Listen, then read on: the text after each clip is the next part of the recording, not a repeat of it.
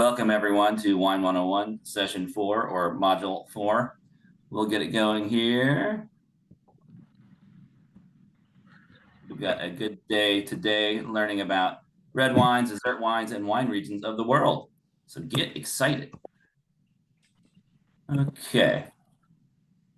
You guys know to please interrupt me as much as possible.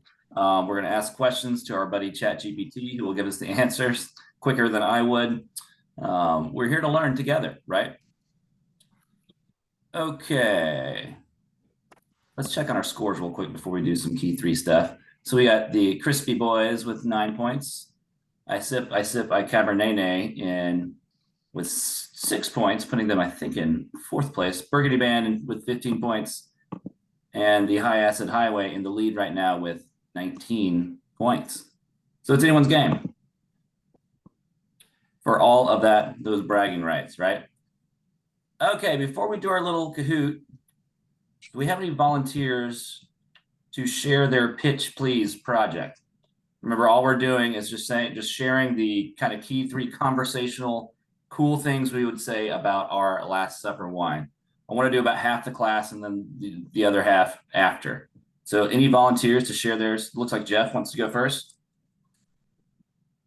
Hey, everybody. Good morning. So I did Albarino, which is can you hear me? Yeah, you're good. Okay. Which is the grape that I'm probably the most passionate about. It's delicious. I didn't find out until doing this project that it is one of the oldest grape varietals in the world. The oldest that exist right now are over 300 years old. And for reference, the oldest that exist in general are just over 400 years old. So that's pretty cool. Albarino gets a very unique flavor profile because it grows in the north coastal area of Spain, very close to the ocean, so that it kind of takes on those oceanic properties of salinity and sort of coastal air and things like that, which goes to my 3rd point, which is that it pairs beautifully with fish and things like that. You get that oceanic, that salinity and stuff like that. Lighter meats and especially fish are a great pairing. So that is Albarino. Nice. Yeah, great job. Yeah, it's complementary pairing, that saline to saline with the seafood, right? And it's got that really good bracing acidity that's great for really any food, but especially seafood. Give it up for Jeff, bro. Everyone, just give me some jazz hands. Be the first one to go. Appreciate that. Rachel, since you're right there, do you want to go next, or do you want to put you on the spotlight? I just knew you were going to say that. I mean, you're already there. Right. Well, I did Rayburn Pinot Noir. Fun fact is that Rayburn is an Old English term that means the river where one goes to drink. So it's very fitting that it is a 100% Russian River Valley Pinot Noir. Yeah. It got a 92. It got a 92 on the Wine Enthusiast, which is good. I mean, it's really good. I would give it a 100, but that's just me.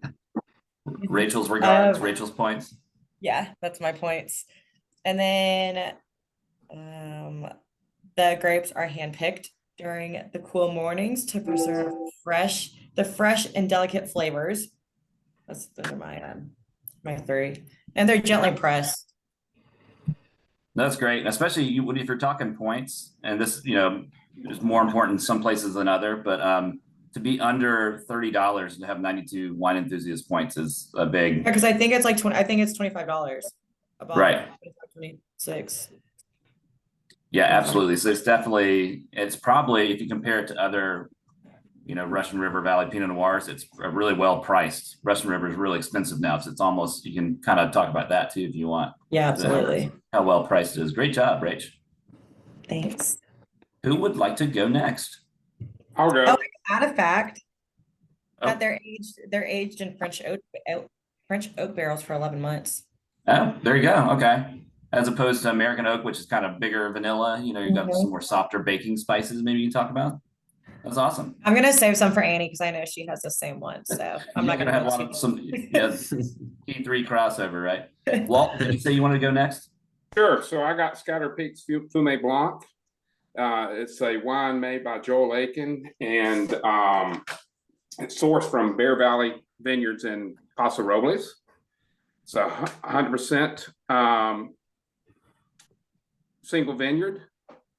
And it was termed, the Fumé Blanc was termed from Robert Mondavi to give a different name to the grape, obviously Sauvignon Blanc. And it pairs wonderfully with seafood. Beautiful. I love it when there's a food pairing on there too, right? That's Sure. perfect.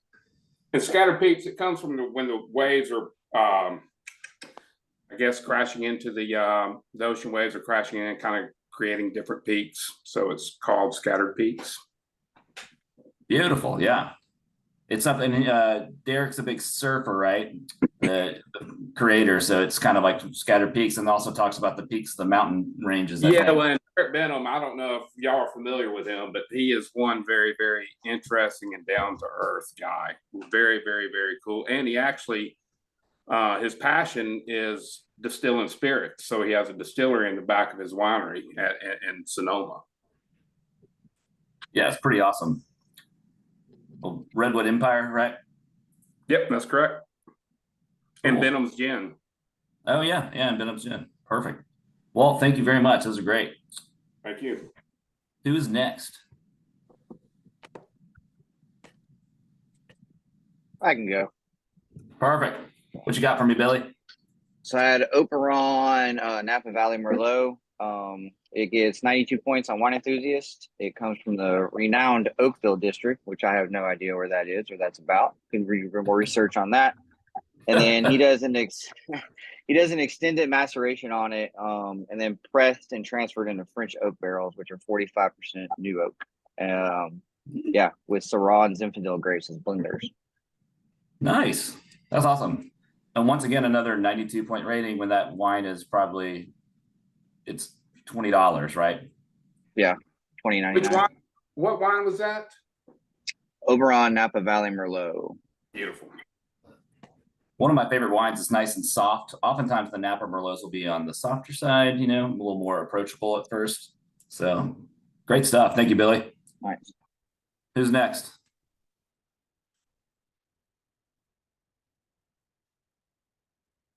See Brandon unmuting. Yep, I'll go. Cool. I had it's kind of funny. Gerard Gris Blanc, grown in southern France, in an area that is very dry and sunny, which helps gives it its signature taste. All grapes are hand picked, and the fermentation process is done in a high carbon dioxide environment between 60 degrees, around 60 degrees. We talked about last class about being aged on lees, and I didn't really know much about it until the class and then researching this. And that does help give it a little bit of a creamy taste. And then it is meant to be an aperitif, which is usually is supposed to be consumed before your meal, kind of like an appetizer. So I thought that was kind of something different that, of course, I had never had before. Yeah. And when you say that hand picked, I mean, that's a selling point right there. That's right. Really, it's more expensive, but it makes for usually a better, you know, picked over, poured over wine, right? They're only picking the great, they're hand picking just the good clusters. They're dropping a lot of fruit, right? Right. Which there's a cost to it. Yeah. You know what I mean? Yeah. Brandon, thank you very much. Okay. That was awesome. Thank you. Anyone else feeling brave? Want to go now? I'll go now. Perfect. So I had Cambrai Rosé, Cambria Rosé. Yep. Little fun fact about the wine: it is the winery is 100% women owned, out of California. It is taste is a fresh strawberry watermelon with a citrus notes in it, and it's a smooth and florally. It's a fruity and florally wine, and it pairs well with any creamy sauce, fish, chicken, and any light salads and fruits. Nice. Yeah. Did you happen to get your hands on a bottle? I know you were looking for one last week. I never did. No, everywhere I went this past week, no one had it. So it was never able to. Where are our retail guys? Come on, guys. I asked all my We're gonna get you a bottle of that, Will. Okay. No, great. Yeah, great job. That's an awesome wine. Great, refreshing Pinot Noir, but elegant too, right? Very, very tart with a high acidity. Sorry, I could have a hard Acidity, yeah, acidity. yeah. So, All right. Perfect. All right, great. Thank you, Will. Anyone else before we I'll go. begin? Thomas, what you got? All right, so I have Gerard Bertrand's Côte de Roses. So it comes from the Languedoc region in France, which is the largest producer of organic wines and rosés in France. So, you know, already you're getting it from just a great region to be getting a rosé from. To me, the biggest selling point is the bottle. So the bottom of the bottle looks like a rose. And hold on, I'm reading off my 750 sheet. It was created by a designer from the École Bulle. I don't know French words. But the bottle was basically designed, it was meant to be given as you would give a bunch of roses. I think that's a huge selling point. But other than that, you could pair it with salads, fish, and chicken. Yeah. Yeah. I think you nailed it. I'd rather have a bouquet of that. What, Jeff, you have? I have a question for you, Connor, or Thomas. Wasn't it once upon a time, like way back when this first came out, there was a red, a white, and a rosé, and you could hold them all together and they look like a bouquet? Yeah. That's awesome. Yeah. Yeah, they did a Pinot Noir, and I think a Chardonnay was the white, or maybe it was just a Blanc, like a white blend. But the Côte de Roses rosé is the one that sold, you know, for every 100 bottles, it's sold 98. So I think we just kept the rosé. But yeah, that's what I want for my Valentine's Day. It's a bouquet. Just note that. Everyone write that down for next February 14th for me. Want a bouquet from all of you. But yeah, thank you, Thomas. Gerard is just is king of rosé. And if you guys, I don't know if you tried the orange gold. Has anyone seen that one? The kind of newish one. It's an orange wine. That's a really cool wine as well. Okay. Oh, Brandon says we still sell the Blanc in stores. Whoops. I lied. We do have it then. And we might still have the Pinot. I don't know if they still make the red as well. All right. Who is next? Let's get maybe a couple more and then we'll start and we'll do everyone else at the end. I'll go ahead and go. Beautiful. What you got? So I did Sonoma Cutrer, the Cutrer. It Nice. is a single vineyard wine out of the Russian River Valley. It is French oak and it has a creamy high acid with a mouth-watering finish. And it pairs well with white meat and seafood mainly. That's great. I love when we put a pairing in there, you know, just casually mentioning that to our buyers, right? Yes, sir. Awesome. And single vineyard, that's another thing. Now we know that single vineyard means it's a higher indication of quality because it's dialed down into a smaller area, right? So normally you put your most expensive, you know, your best grapes, you're going to be single vineyard. So it's going to explain the price a little bit. Thank you, Garrett. One more before we get going with the rest of the class. I can go. Cool. Annie, how you doing? Good. How are you? Doing great. Thanks. So I did the Grand Moraine Yamhill Carlton District Pinot Noir. So I just wanted to, I guess, like more of the fun facts that I found like really interesting about it. It separates it from other Pinot Noirs. It's just the region, the Willamette Valley region in Oregon. So it's from there and it's nestled in the shadow of a mountain range, and it's like in a rain shadow that's like protects it from Pacific winds. So it's like a really interesting region for Chardonnay and Pinot Noir specifically. And it was described as being made with unconstrained experimentation and innovation on the website. They pick it like right at the cusp of ripeness to preserve the flavor. So I just thought that was kind of interesting. And yeah, and Oregon has a fourth of the country's llama population. Oh, I didn't know why wouldn't you lead with that fact? And then We'll have to close it out on that. Let me tell you about my wine. A lot of llamas around the vineyard. True. It's crazy. Llamas and forest marine. Yeah. So what I like about Oregon Pinot in general is if you're looking for someone with kind of a more old world palate or someone who likes a lot of Burgundy, we don't have a ton of Burgundy. We've got a lot of good Oregon stuff.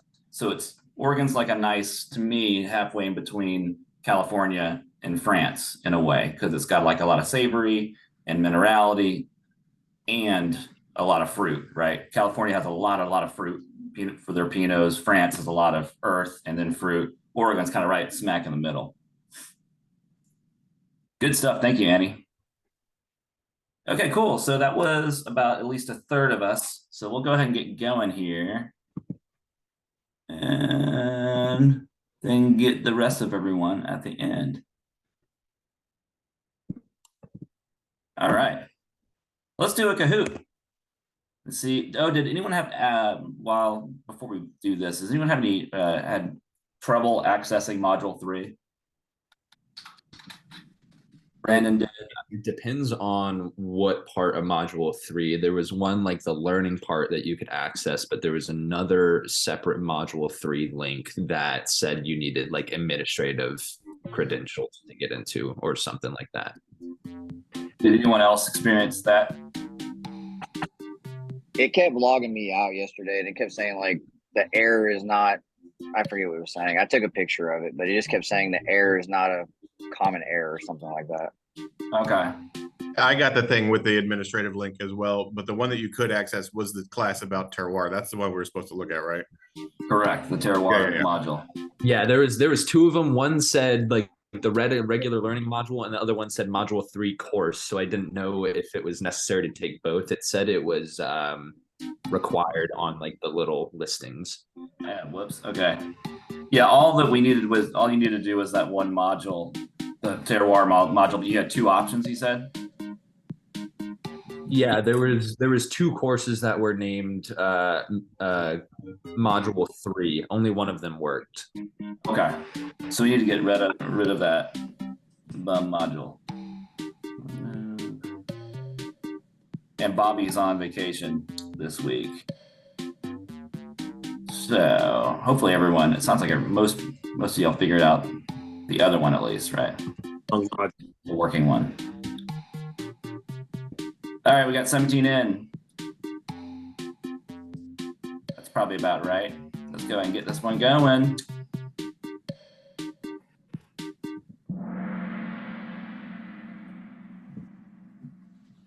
All right, we got just a couple questions here. Question 1, true or false? A warm climate wine would have less alcohol typically than a cool climate wine. True or false?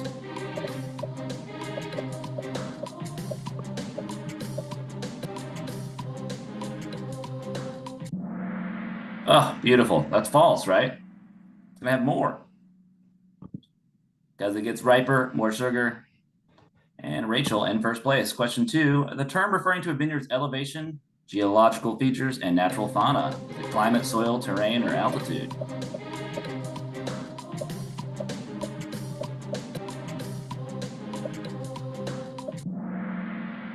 All right, terrain. Whoops. When does bud break usually occur in the northern hemisphere? Is it spring, summer, fall, or winter? When is it?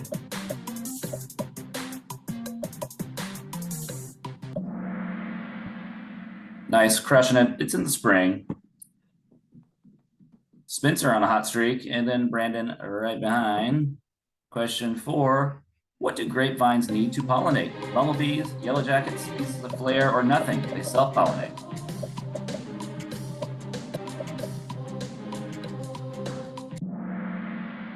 All right, cool, yeah, self-pollinators. And then a couple more here. What point in the growing cycle of a vine do grapes change color? What's that called? Bud break, veraison, harvest, or pruning?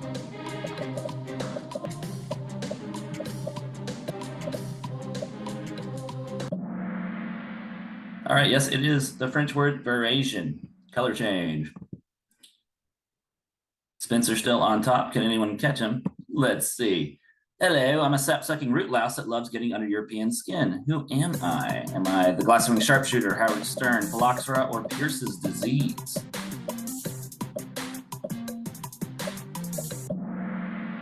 All right, yeah, phylloxera. Ooh, almost everyone got that one.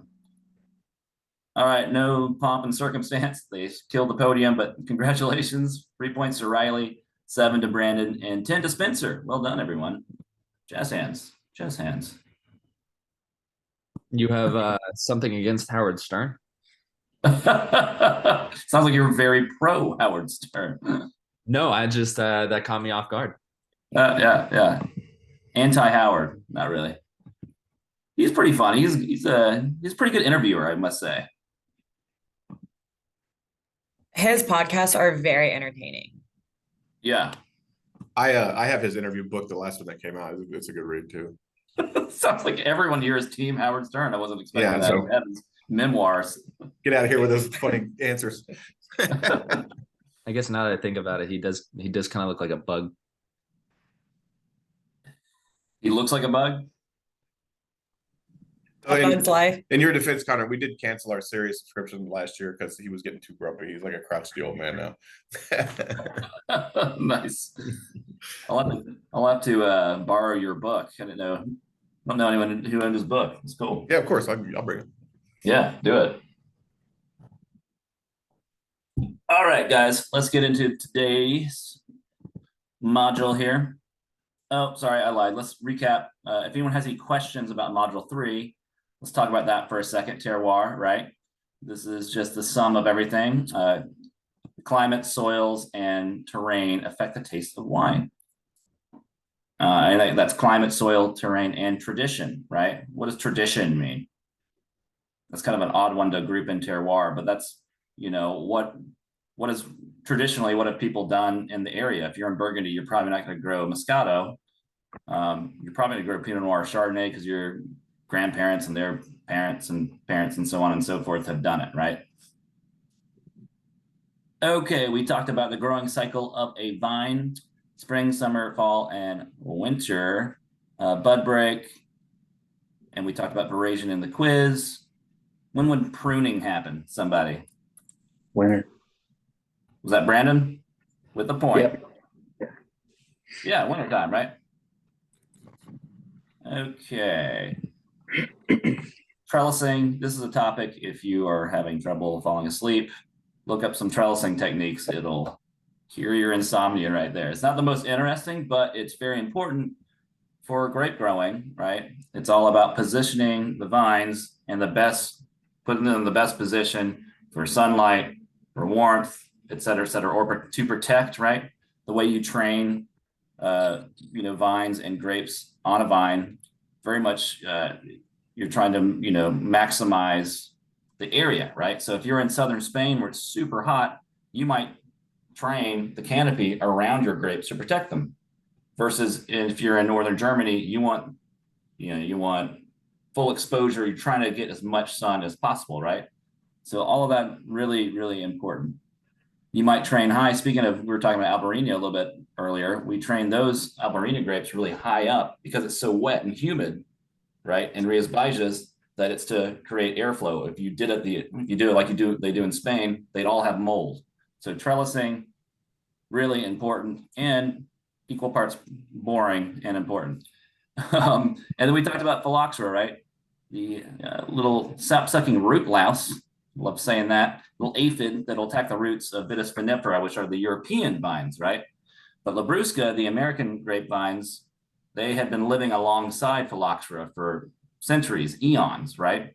So they had developed basically a system of creating more sap. They create a lot more sap in their roots that plug those holes, right? And so that's why Labrusca is resistant. And we basically we grafted European vine onto Labrusca, the American rootstock, to protect ourselves from phylloxera. But back in the 1860s, it almost wiped out the European wine market, basically. Took out all the vineyards, 80% of the vineyards. Pretty crazy. So that's why we need to know about that. Any questions from module 3? Was there anything that was odd or you had a question with or double click on? Okay, cool.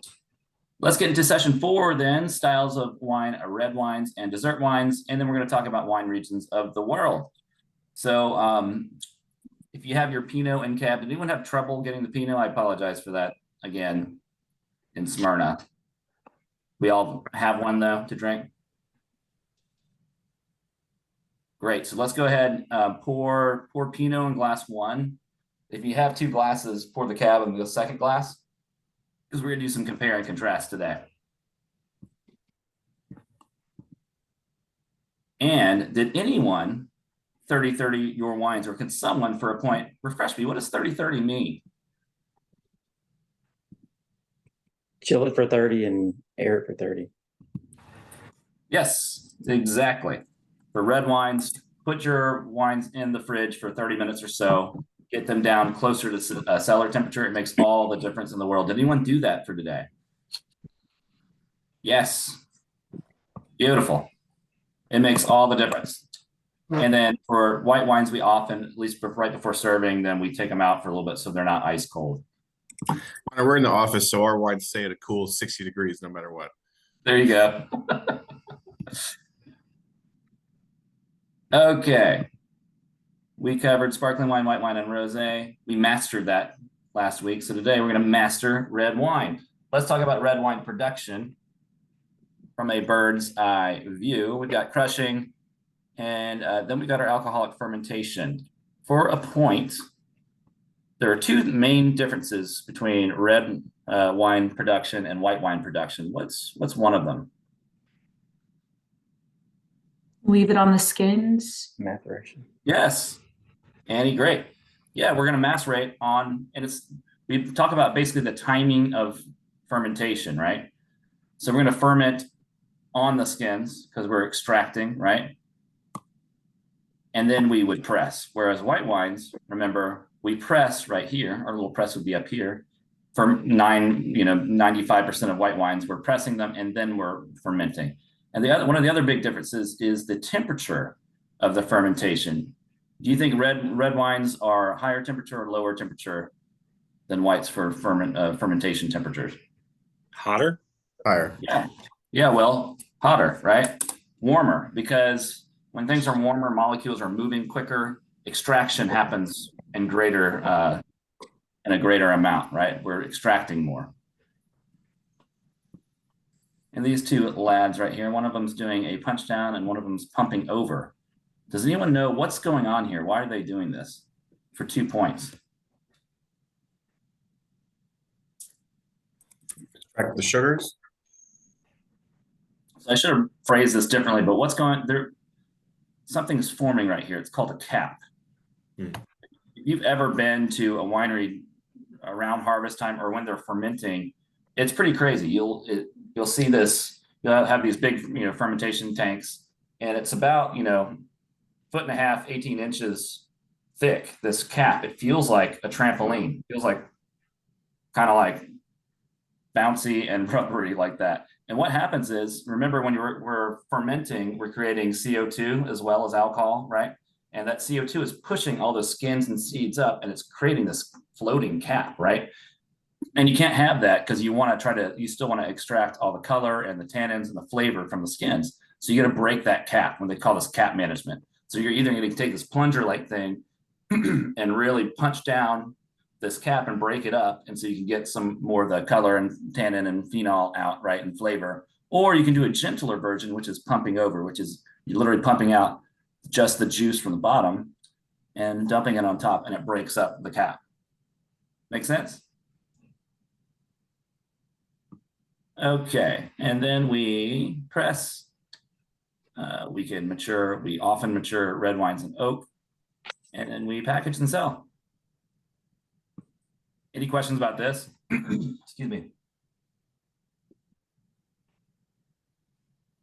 We could spend a lot of time on this, but we're just going kind of bird's eye view, right? Whoops. Excuse me, guys. And then this slide is a repeat slide it's the same slide from white wines, right? So you can mature with oxygen, usually in barrels, right? Or without. You can choose to just age in stainless steel. or in glass bottle, or not really age, just make it and put it out like a Beaujolais Nouveau perhaps or something. All right. Let's talk about some grapes.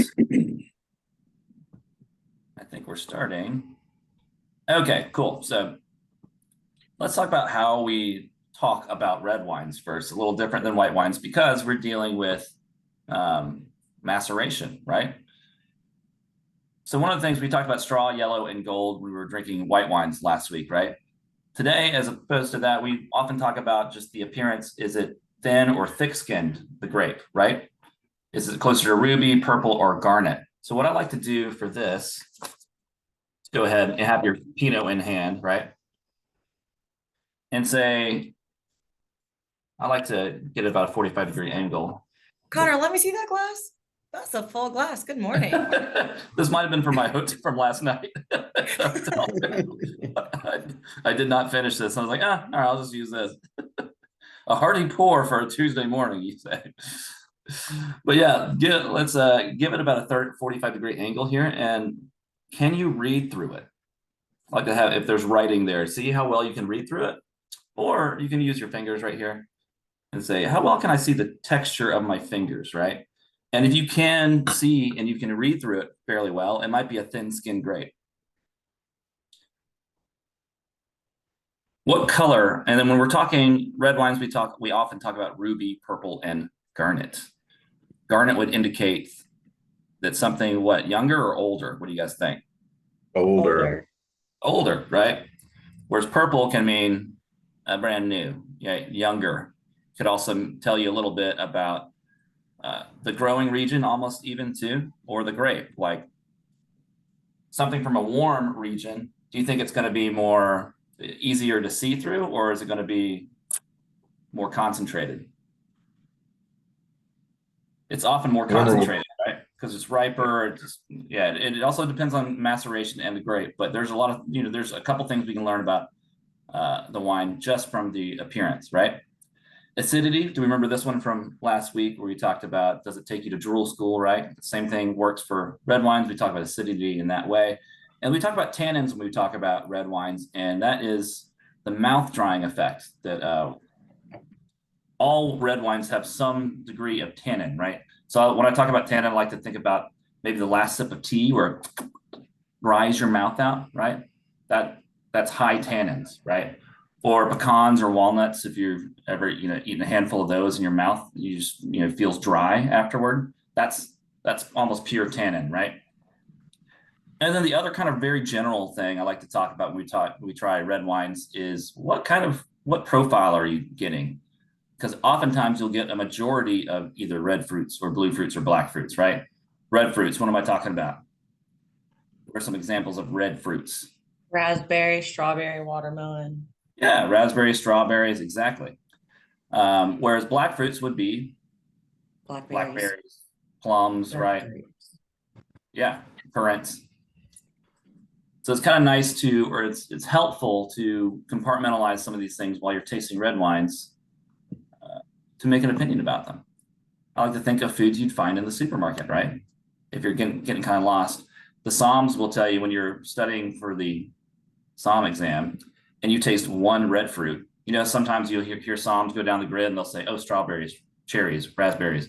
Well, yeah, the trick is if you taste one red fruit, you can list 10 of them because you're not going to get points off. So they get used to saying strawberries, red plum, raspberries, right? And you sound much smarter than you are.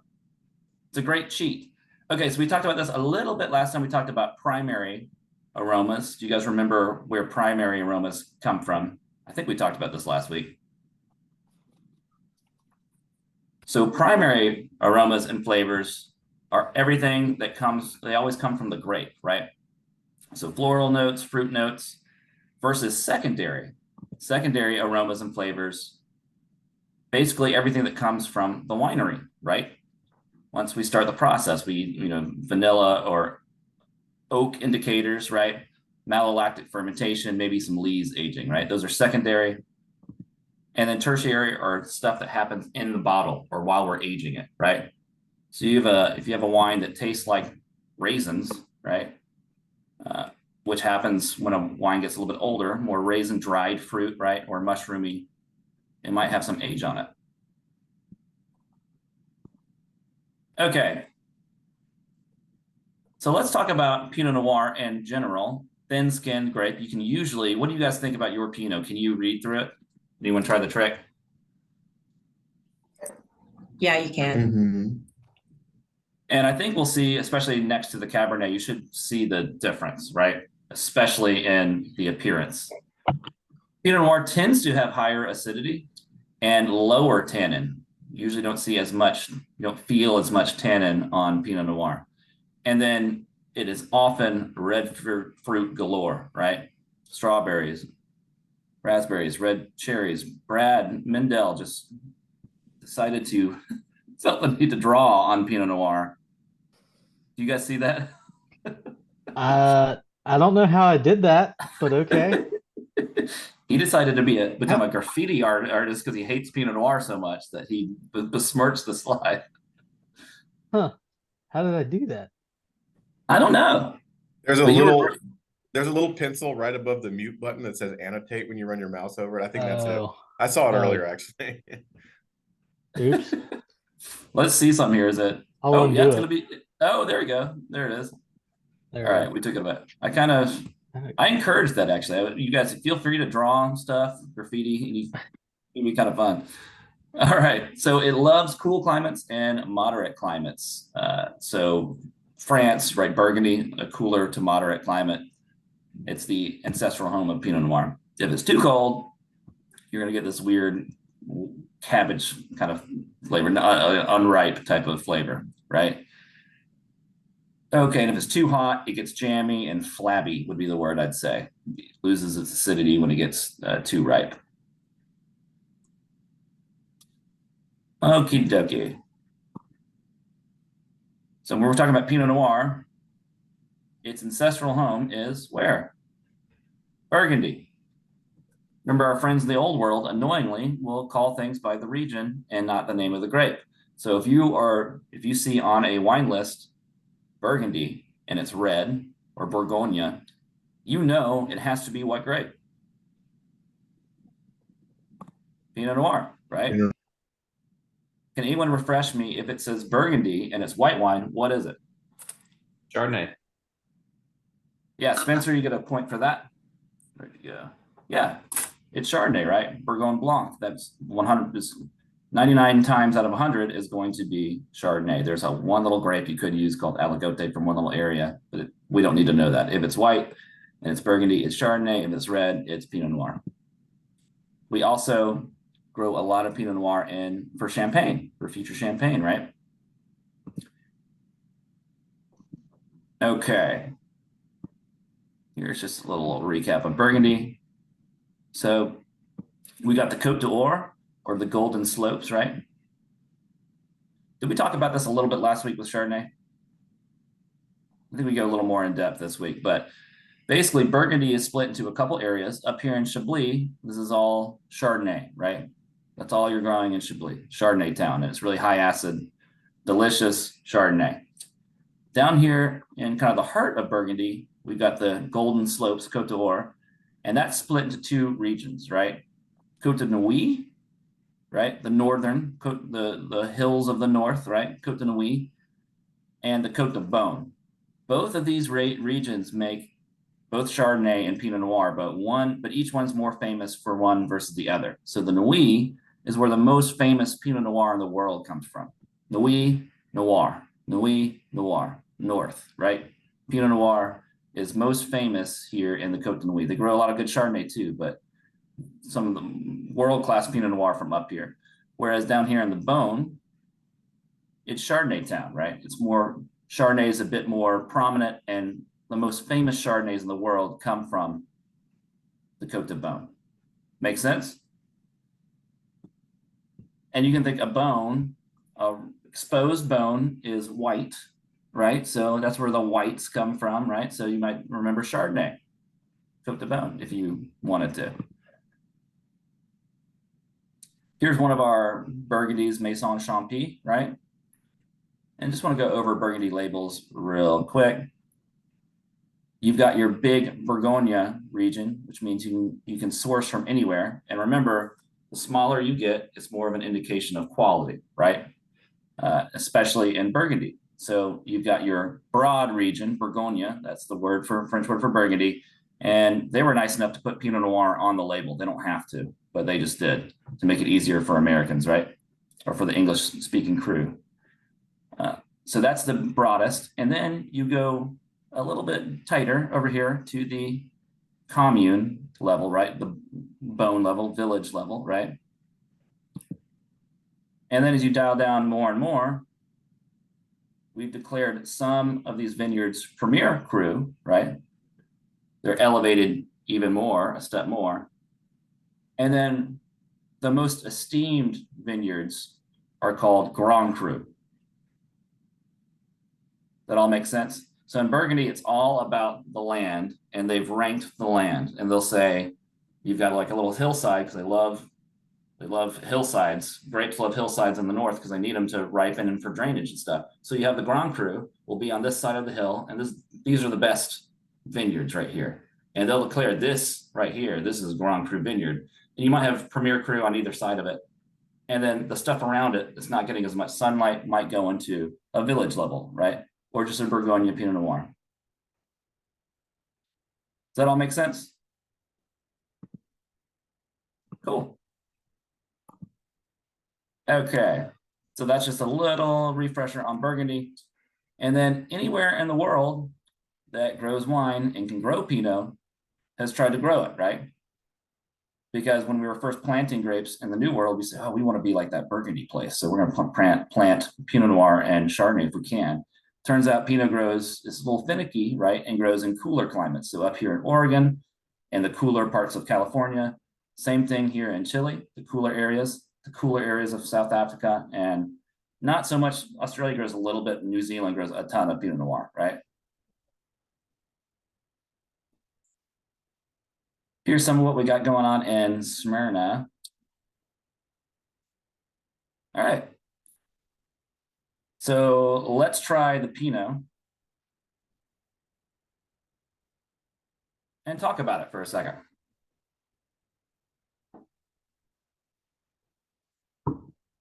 So do we all kind of agree you could see through it, right? It seemed thin-skinned, perhaps. Probably in that kind of lighter ruby tone, right? Color. Tell me about aromas or flavors. If you had to pick one bucket of fruits, or give me individual ones if you want, for points. I say raspberries. Yeah. Raspberries all day. If you say one red fruit, you can say all the red fruits, right? So then we say strawberries as well. There's kind of a hint of like cherry. Cherry, yeah. That's great. And then what do we think about the acidity? Was it pretty mouth-watering? How is that one?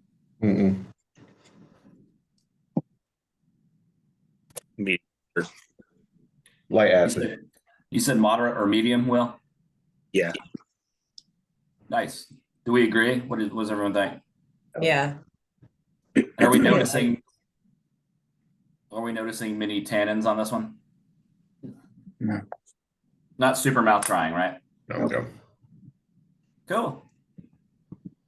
Okay, we're gonna talk about Merlot. I think, Savannah, did I send some Merlot down? I can't remember if I did. We're not gonna taste it. You might have a bonus Sutter Home Merlot 187 milliliter that you can drink at your for a special occasion.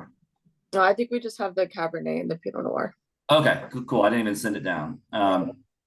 We were tasting Sutter Home Merlot and other classes, and it wasn't exactly classic. So I cut it out, but I want you guys to taste a lot of Merlot. It's one of my favorite grapes. It can be kind of similar to Cabernet in a way, right? It'll look like it. It's a thicker skinned grape, so it kind of looks like it's can be darker in color, right? A little less acid, a little less tannin, which makes it seem a bit softer, you might say at first, right? A little softer, more approachable. It can grow in moderate climates and nice warm climates, right? Merlot's kind of an easier one to grow versus Pinot Noirs or something finicky. It can be simple or complex, light or full-bodied, oaked or unoaked. People make Merlot in a lot of different ways. So for moderate climates, you get these red fruits and kind of herbal notes. And the warmer you get, kind of comes into chocolatey or blue fruits, right? And oak, we use oak a lot for Merlot, especially really well-made Merlots. And Merlot plays really well with Cab, right? And we look at these two. So as a winemaker, you're always trying to make a really complex wine, right? So why might Merlot and Cabernet, just looking at these structural things, why might they play well together?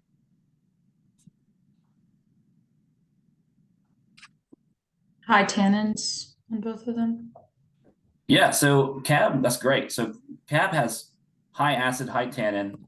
Merlot has medium, medium for both in general. But you're right on the money in that that's why we can blend them together sometimes, right? Because we want to maybe beef up. If we want a fuller bodied wine for Merlot, we might add a little Cabernet and vice versa, right? And with acidity as well. And then Cabernet is really black fruited. Merlot tends to be a little more red fruited. So if you want to make a complex wine, because you want people to be talking about it, well, wow, I got strawberries and raspberries and blackberries and currants and all these things, right? The more complexity you have, the better it is. And that's Cabernet and Merlot just blend really well together for that, for a lot of reasons. A lot of it's the fruit profile, right? So as you are less ripe, talking Bordeaux up here, you might get the green pepper type of note a little more so when they're less ripe. And then blackberries, currants, black cherries, and then a lot of oak aging elements, right?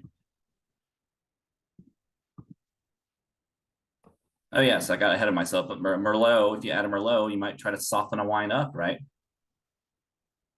And make it a little more approachable versus if you have a majority Merlot or Shiraz or Sangiovese, even you might add a little Cabernet to give it color, acidity, and tannin, right? All right, where are we growing Cab and Merlot? Well, the most famous place for it is Bordeaux, right? You hear about the left bank or the right bank. We're talking about either Merlot or Cab, right? And then our buddy Gerard Bertrand here in the Pays d'Oc, Languedoc, right? Grows a boatload of Cabernet and Merlot as well. And almost, let's talk about left bank and right bank. Can anyone tell me for 2 points, which one of these banks is Cabernet more featured on? You ever heard, Rachel, you about to chime in? Isn't it the left bank? Yes, exactly. Okay, cool. Well done. Points to you. So you'll hear people talk about the left bank and the right bank, right? What I always say is, I always want to go on a tubing trip, right, in Bordeaux. And I would jump in right here because it flows out to the Atlantic, right? So I would put in right about here with a 30-pack of beer, right? And I'm floating down and I'm floating. And then I see my buddy Dale on the right bank over here. What's he probably growing over here on the right? Anyone want to take a guess? It's not Cab. Chardonnay. Merlot. I think someone said Merlot. Yeah, so this is where some of the most famous Merlot comes from in the world. We talk about right bank Bordeaux. It's usually led by Merlot. The soil here is better for that. They're clay soils, and it's just better suited for Merlot, right? They might also have a little bit of Cabernet in them or Cabernet Franc, but they're usually be led by Merlot. Now, if I keep on tubing over here, then I'm passing the left bank, because on my left-hand side, as I'm going out to sea, you see, like Rachel said, Cabernet, right? Some of the most famous Cabernet vineyards in the world on the left here. And there usually be Cabernet first. It might be 70% Cabernet, 30% Merlot, a lot of them. They usually have both, but Cabernet is the star on the left bank. So if you hear someone say left bank style, they're usually talking about Cabernet dominant blends. Make sense? Cool. And then we drift off into sea. One too many. Here are some of our Cabernets from the old world, aka Europe, right? Clarendelle, that's a great producer. Chateau Lassègue is Jackson family's Saint-Emilion. Saint-Emilion is on the right bank. That's a little village. So what is this wine probably majority of?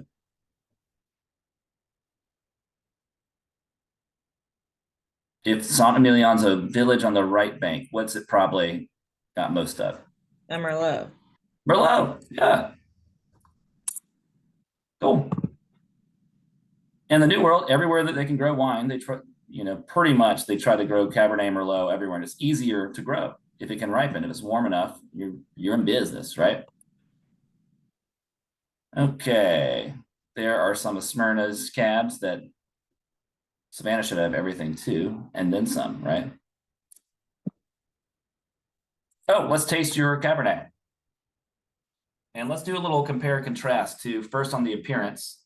Hey, Connor, do I get Yes, sir. if I go float the Chattahoochee here in Helen and jump off on the right bank and left bank and taste the Moscato? You do. Can you hold off? Give me 5 hours. Let me fly back because I will join you today. It's like 100 degrees. If you'll slug some Cabernet with me on the hooch, that'd be great. Absolutely. Some Moscato. That's some Moscato. Let's do it. I'm telling you guys, I've got my business model, my business plan is to do these tubing trips of the greatest wine regions in the world. I think that would be awesome. I'm telling you. Okay. So what do we think? Can we see through it? The cab? No. Nope. Yeah, pretty. Is it opaque? Is opaque the word? You cannot see through it, is what I'm usually, right? For Cabernets. Big maceration, you get those kind of inkier tones from Cabernet in general. What about aromas? What are we smelling? I smell grapes. Hey, there we go. That's a point. But that's a real aroma. You could say grapey if you want to, which is the way that table grapes smell, right? Were you saying something, Riley? Oh, red fruits. You getting some red fruits? Yeah. Nice, like some strawberries. Yeah. Cherries, Strawberries, cherries. Perfect. I've got some So- black fruits. Some blackberry. Yeah. Right. So this Cabernet probably has a little Merlot for some red fruits. I mean, some Cabernet can have red fruits too, but Cabernet often has a lot of black fruits as well, blackberries and darker plums, right? Are you guys getting any of that?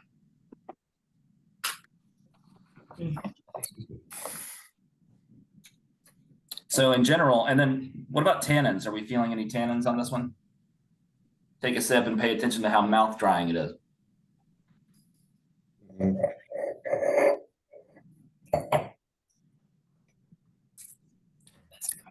It's not going to have the most tannins in the world. This is kind of this is a highly produced Cabernet, right? But probably feels like more than the Pinot. Yeah, for sure. Yeah. Cool. Definitely has that tartness. Yeah. So it's got some acid too.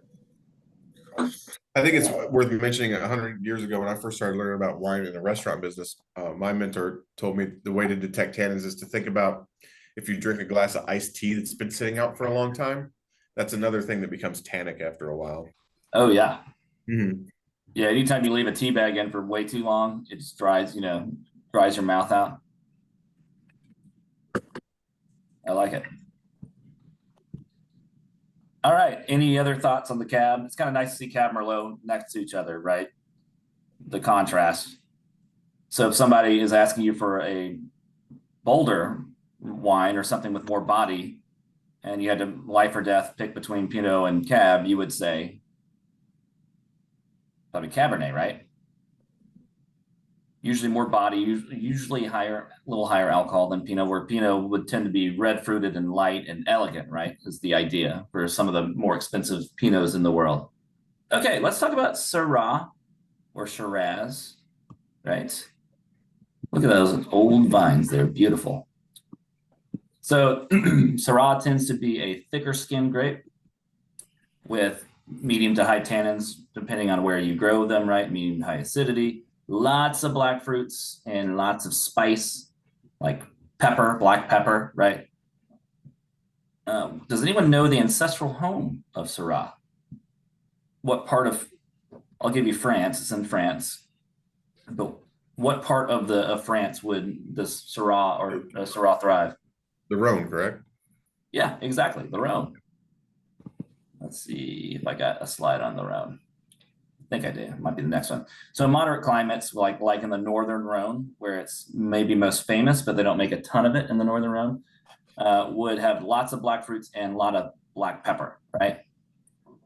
When we get a little warmer, we get black fruits and dark chocolate and kind of licorice. This is especially like Shiraz in Australia, right? And older Syrah can develop this leather smell. I call it leather belt or vegetal. Oh, shoot. I think I have a map here in a second because I think we have a map of both the Rhone for the Grenache and Syrah, because Grenache and Syrah, they're like peanut butter and jelly, right? They like going together because compare and contrast, we've got thin skin, low to medium tannins, low acid, and lots of red fruits, right? Let's see. Oh, look at all those red fruits. Woo, looks good, right?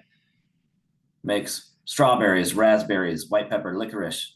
So if you buy a Côte de Rhone wine and you taste it, what is it probably a blend of? This wasn't any reading or anything, but does anyone know? Grenache, Syrah, and Mourvedre.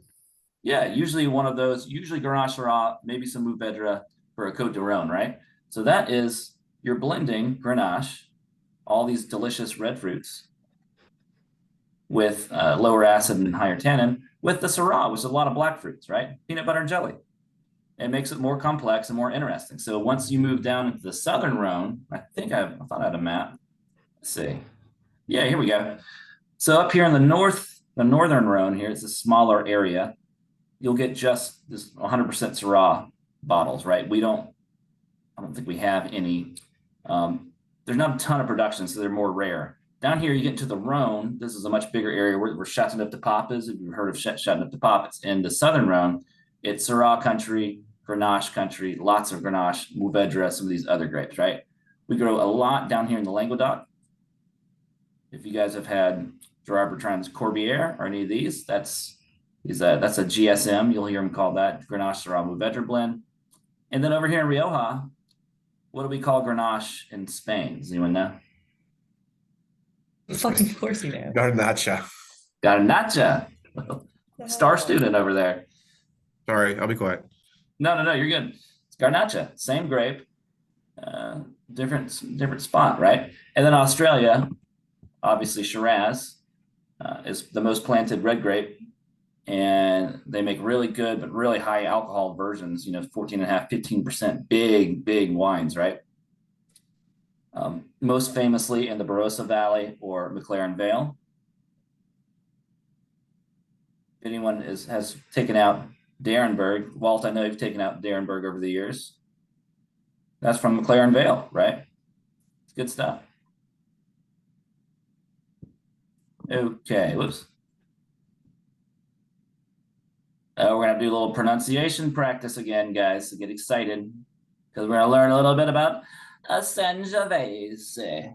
So ready? I need everyone to say that on 3. A 1, a 2, a 3, unmute. Sangiovese, right?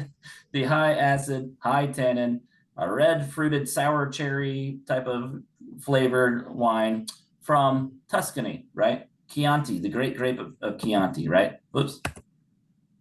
So we're talking Florence over here, Siena. Sangiovese has a bunch of different of other names, right? Super regional in Italy. So every little village has their own name for this delicious grape. But Sangiovese is the most commonly accepted one, right? Okay, let's see. I think I've got a little slide on Chianti, right? We're all a little familiar with Chianti. So we've got our regular broad Chianti zone, right? So this is a pretty big, it's a big region. And you only have to age for 6 months, right? That's the big, broad region. That's why you can find Chiantis for under $10, right? They can affix that name, but it's a big growing area. It can be great wines, but they can be, you know, it's a big growing area, so you can source from a lot of other places, and you can have a cheaper wine, right? Now, if you were to take it a step further and geographically a step more defined, we've got Chianti Classico, right? That's a smaller region. And Classico, what that means in Italy is, oh, this is the main, the ancestral area that was delineated first, right? This is where we first delineated Chianti, right? So it's the classic area of production. So it's a smaller area. There are 8 different subzones. It's one of them. And so you have to age it for a minimum of a year here. We're trying to show off what some oak aging can do, right? And then we could choose to age our grapes even further. Probably my best grapes, I'll slap a Reserva on there. I'll age them for at least 2 years. And so I can get more money off of my wine too when it has the Reserva label on it, right? That makes sense? So all of these things, all these labeling terms mean something, mean a lot in the old world, really, right? Defining geography and the age, right? Maturing.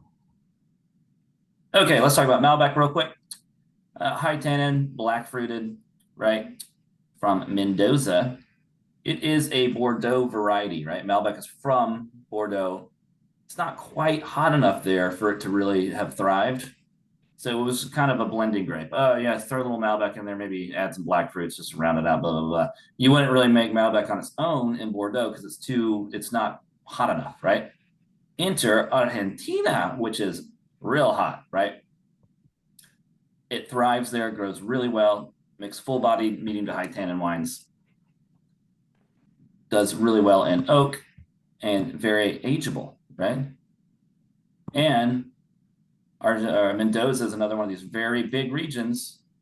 So you can get a lot, if you grow a lot of fruit, you can get Malbec for cheaper there, right? A little breadbasket of grapes. Okay. And then we got Zinfandel. Love me some Zen, right? We Californians, Americans thought, oh, we actually do have Vitis vinifera in the U.S. It's this old grape called Zinfandel. Well, it turns out it was brought over by Spanish and Italian missionaries, right? And it was actually either an Italian grape called Primitivo or a Croatian grape, which I will not try to pronounce. It's crazy. It's got this crazy pronunciation, but they had brought it over 300-400 years ago, and it thrived in California, and is still doing well today. Makes really great wines. They ripen unevenly though. So sometimes if you're drinking a Zinfandel, you'll say, this kind of smells and tastes like a little raisiny, like a little raisinated. And that's because the clusters ripen unevenly. So some of them will be raisins, the others will be nice and ripe. And you can get you get that kind of jamminess, right? They get really ripe, high sugar. So that means some of them can be 14, 15% ABV, right? So high alcohol, full bodied, really good wines. And it's known as a Primitivo in Italy, right?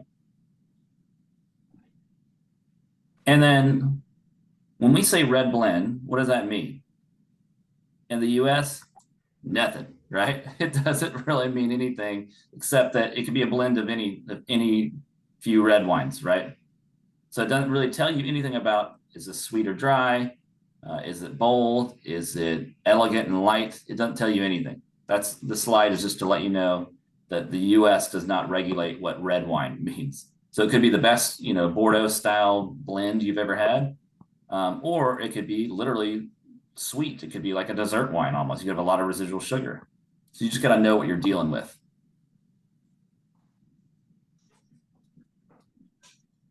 Okay. Any questions?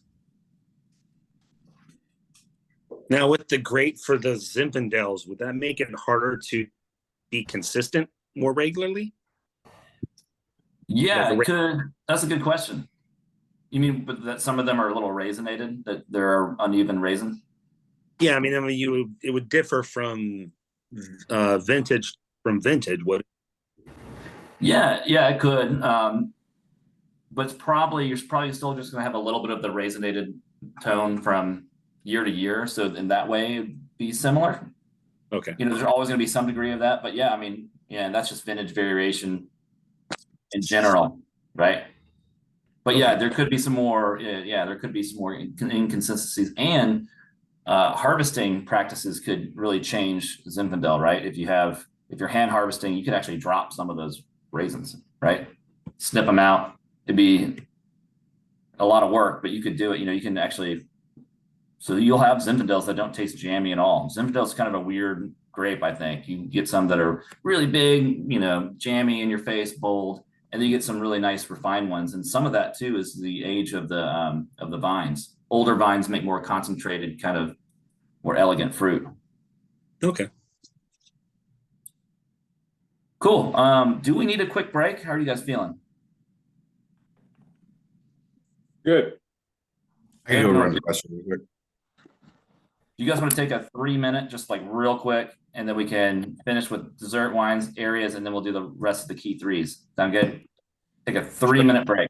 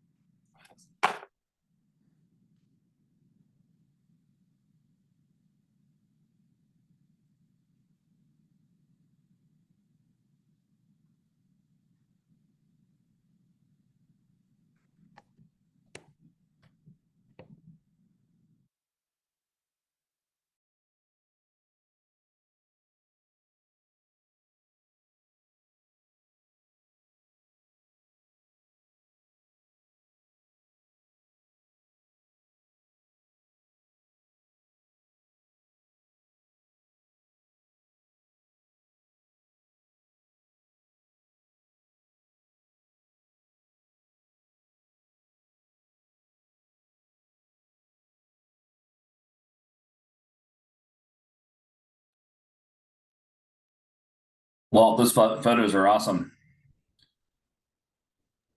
That was a great trip. Really, really, really good trip. And the wine was really cool to taste the very first. I mean, literally the first case that they had bottled. Very cool. Wow, is it good? It was fabulous. I love Oberon wines anyways, but yeah, really good. I agree. They're kind of like softer, and they're kind of like the old style of Napa cabs before they got real big, you know, for a while there. But right. And the mariachi band out in the middle of the vineyard was a little extra touch. Looks like you were joining them. It was a lot of fun. Great trip.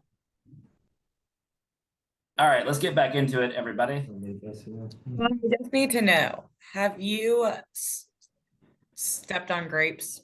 Have you, with your feet? What's it called? Crush. Have you crushed? You're not wrong. Have you done that? I actually have. I went to I know Oh, you've been to yeah. like all the wineries and stuff, so I'm like, you Oh had to no, have what? it.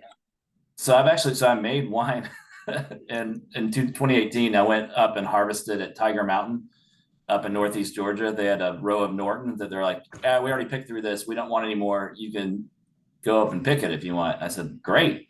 And so I brought this tub and I picked like a whole tub's worth of Norton. And so I had to, so I made wine, but I did it the old school way. Like I definitely crushed, and your feet, it's really the best way to do it. Cause I started I know, I'm trying so to use my intrigued by hands that. or like trying to use something else. And it's your feet are just the easiest way to do it. So I crushed it that way. And I made about 12 bottles. They call it coat to cone. And I shared a bottle. So we got to interview Gerard Bertrand like 3 weeks ago. And so we had orange gold and the Heresy wine. And then I'm like, oh, also I brought you a bottle of coat to coat. So I made him taste it, which was kind of fun. And he didn't spit it out, which is cool. He didn't throw up immediately. Good. Did he say it was Yeah. complex? Yeah, very balanced and complex. He did not say either of those things from my wine, unfortunately. But he was like, oh, wow. And he was like, wow, this is not bad. I think he said not bad was the nicest thing he said, which is pretty good. I took it. I was like, hell yeah, I'll take it. But yeah, if you ever get a chance to do it, it's a cool feeling. And of course it doesn't do any, it's completely sanitary because alcohol will kill everything, anything that's going on feet or whatever. Okay, let's talk about dessert wines, right? So our goal here is we want to leave a little sugar, right? We want it to be sweet. So we want to leave a little sugar in the finished wine, RS, residual sugar, right? Oops. So there's a couple ways we could do this, right? We can either increase the concentration of sugars in the grapes, or we can fortify in the middle of the winemaking process, adding basically brandy to kill the yeast halfway through. We'll get into both those methods, right? So one of the first ways, we just talked about concentrating sugars in grapes. Well, how can we do that? Right, we're trying to change the contrast, right, of sugar to water, right? We're trying to change the proportion. So one way we can do that is drying grapes out, right? We do this in Italy a bunch, right? So we'll literally put them in these little buckets here, or we lay them on straw mats and dry them out, and they turn into raisins. So when you basically turn a grape into a raisin, what are you doing? You're changing the proportion of water to sugar in that grape, right? Less water, more sugar, right? So then you press the wine and you get this juice that has a lot more sugar in it, right? Okay, and you get these raisinated flavors. So you can dry grapes out, and then you've got a lot more sugar, and then ferment it, and there's lots left over because the yeast will die if there's too much sugar. The other way to do it, has anyone heard of noble rot? Botrytis. So this is a mold, and they call it a noble fungus, right? Noble rot. If you get it, you might consider yourself lucky, right? It's a mold, so it happens when there's nice damp mornings. If you're by a river, maybe, or you're in a basically it needs cool and wet mornings and then dry afternoons, right? And so this mold will form, and it attacks the grape skins and shrivels them up, right? And it's the same way of kind of drying them out, but because of this mold. And it creates all these really interesting honeyed notes, dried apricot type of notes, really delicious type of a delicious thing. And so when you're farming, let's say Riesling or Chenin Blanc, some of these grapes we make, these noble rot, these botrytis wines, you're literally picking clusters, right? Oh, this one's got botrytis. Let's pick that cluster and put it in a separate bucket, right? Versus some of these ripe grapes. Does that make sense? So it's you're hand picking the ones that are affected by mold. So these wines can get really expensive because you're picking cluster by cluster by cluster. grape by grape by grape sometimes, right? So really makes interesting, viscousy, delicious honey botrytized wines. Sauterne would be probably the most famous. If you've heard of Sauterne in Bordeaux, they make really famous, noble botrytis affected wines, right? Dessert wines. Okay. And then another way to do this is to concentrate the sugars is by making what we call ice wine or ice vine, right? And this is literally just leaving grapes on the vine past into the first snow. So like in Germany, that might just be late September or October even, right? So you've got, and when you harvest these, what happens when you freeze grapes? You freeze, the water will freeze separately from the rest, from the sugar and everything else. And so you harvest them, you crush them, some of that ice is removed, and then you've got a wine now with higher concentration of sugar versus juice in the juice, right? Does that make sense to everybody? Kind of like those ice beers, that's what they did, right? That's how they like what were some of the ice house, right? That's what they did with that. They froze off some of the water to make it more concentrated. Okay. And then we got the other way of doing it, which is fortify, right? So what we're trying to do here is stop fermentation halfway through by increasing the level of alcohol, by adding brandy, right? Now, why would we do that? Mainly because yeast can't live if the alcohol level is too high. If you're above 13, 14, 15%, it'll kill all the yeast, right? So, and there's two main kind of buckets we're talking about here. We're talking about when we fortify during fermentation. The wine will be sweet. That's the port method. We'll talk about that here in a second. Oh, I thought we were going to talk about, we're not really going to talk about sherry, I guess, because we don't really sell any. But in sherry, we fortify after. Let's talk about port, though, real quick. So we are in Portugal, right? The Douro Valley, really nice, warm, ripe grapes, right? Big, fat, juicy grapes. We're going for rapid extraction of color and tannin when we make them. We're going to add the yeast, right? And we're going to let these things ferment about halfway. If we let these red wines, right, in Portugal, if we let these guys ferment all the way, we'd probably have a 14% alcohol wine. They're nice, warm, ripe grapes, right? But about halfway through, we get to 5 or 6%, maybe 7% alcohol. Whoops. We add brandy, right? So when you only ferment them halfway, what do you have a lot left over of? Sugar. Sugar, right? You only get halfway, you've got a lot of residual sugar left over. Then you add brandy, get it up to 20% where yeast cannot live. And now you've got a sweet wine that's really strong, right? You've got an 18% alcohol, 19%, 20% wine that has a lot of sugar. So it's a dessert wine. And then you age it, blend it, bottle it, and you got port. Does that all make sense?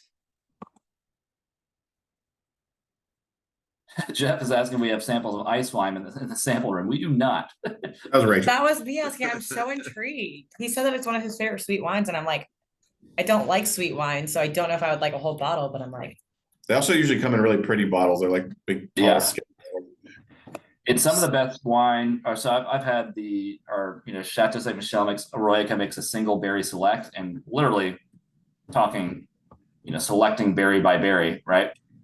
But it's one of the best wines I've ever had in a way, especially if you have it with a drier dessert and the wine's sweet. It's just a perfect pairing, and there's just layers of flavor. It's really cool. Maybe we can get a bottle and try it over at Libation Station. I'm intrigued. Yeah.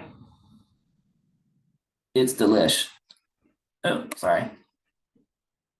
These guys are doing the rapid extraction of tannin right there. The crush, as we call it. What do we call it again, Rachel? The feet on the wine, right? The feet crushers. Yeah, exactly. Let's Yeah, talk. I feel like they're doing it like the Rockettes, like in tandem. Yeah.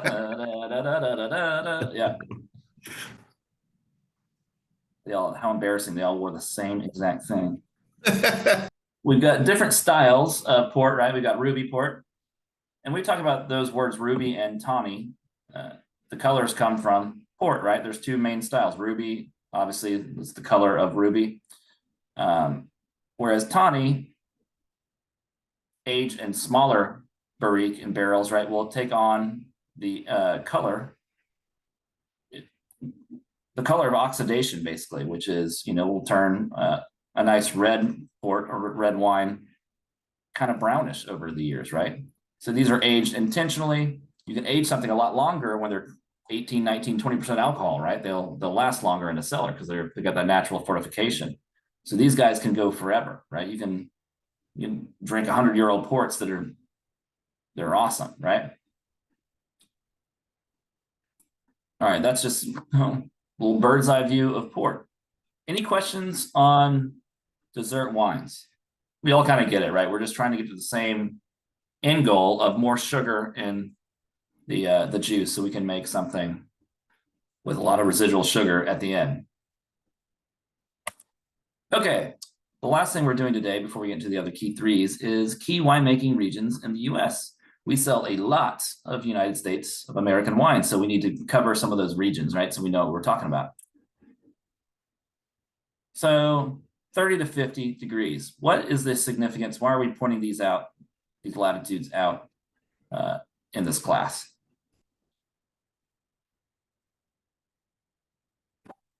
Different latitudes grow different wines. Yeah. Who said that? Was that Will? Yeah. So Yes. the main thing is these latitudes grow grapes. Anything usually on either side of them don't so much, right? Grapes don't thrive down here, but the 30 to 50 degree, that's the magic zone, right? For both hemispheres. There's a couple places like this is Argentina. That's because they've got a lot of elevation, right? So they're really high up, so it's cooler, so they can do it. Once you get though closer to the equator, too hot, right? You also have other factors coming in, like geographic factors like ocean currents, right? Water will cool down. Here in California, it's nice and cool right here on the coast. You go 50 miles inland, or if you think about going out to Vegas, right? It's a desert. You're getting cooled down by these ocean currents.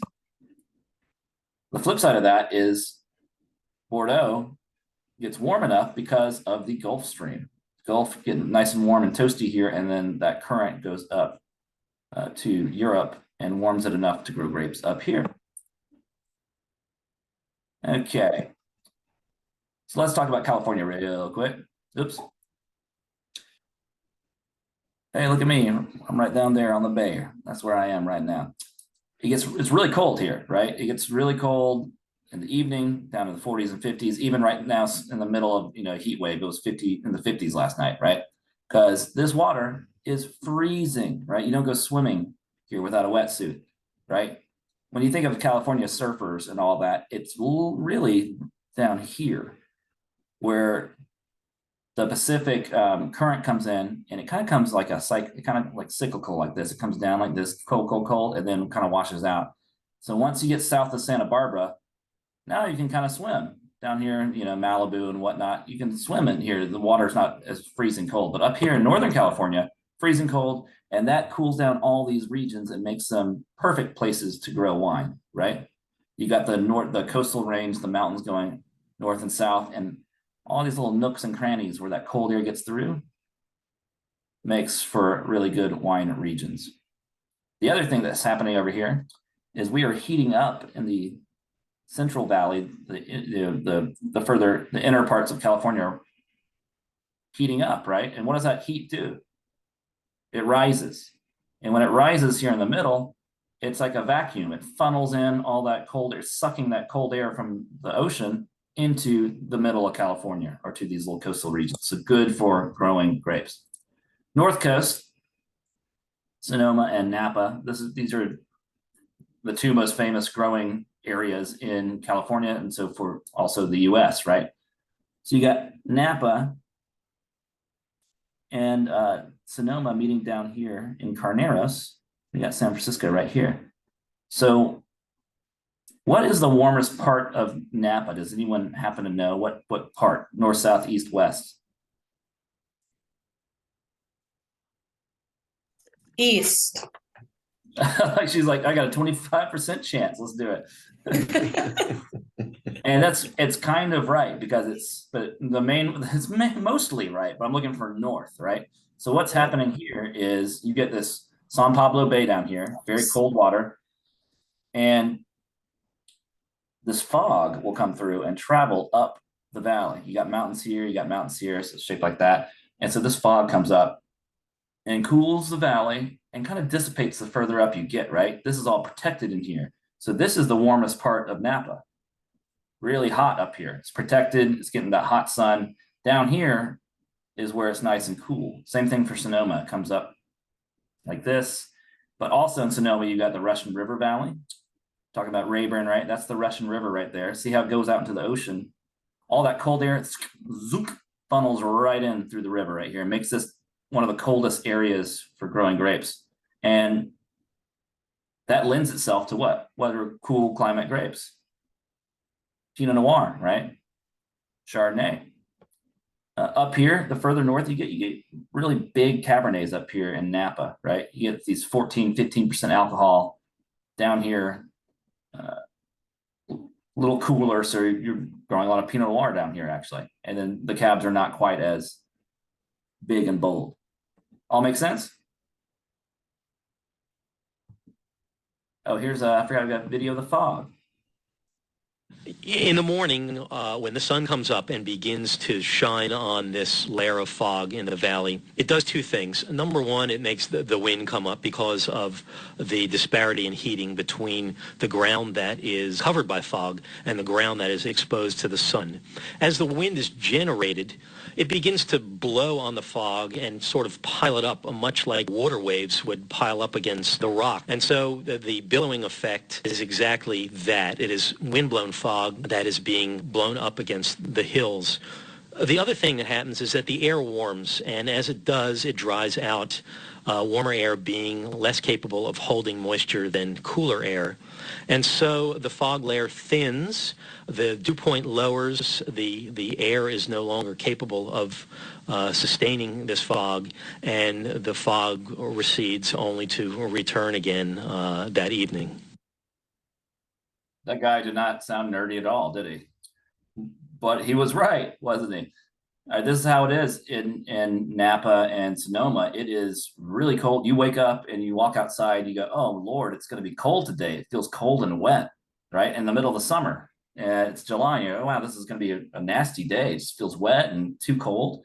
And then by 11 a.m., it's 90 degrees, right? Dry heat. But really interesting. That's what makes Napa and Sonoma a really special place, because it kind of extends that growing period. It cools these grapes down at night, right? Extends the growing season and keeps their acid higher, right? Okay, and then the other bigger mega region we need to talk about is the Central Coast, right? And inside the Central Coast, we've got a lot of important areas like Monterey, right? And so once again, this is all about those air pockets. A lot of these valleys, this bay here, the Monterey Bay, it's funneling all that cool air from the ocean down this valley here. So you get cool climate stuff going on. Think about La Crema. What does La Crema make from Monterey?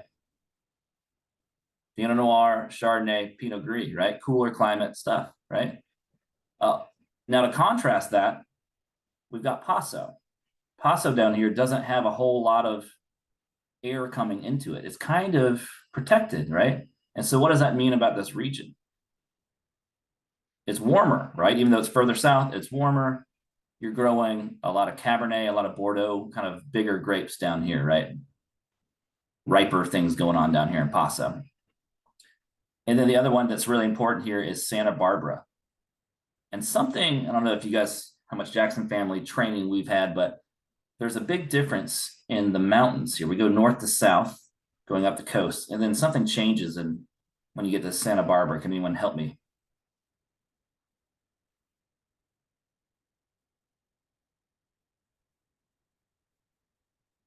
Bueller.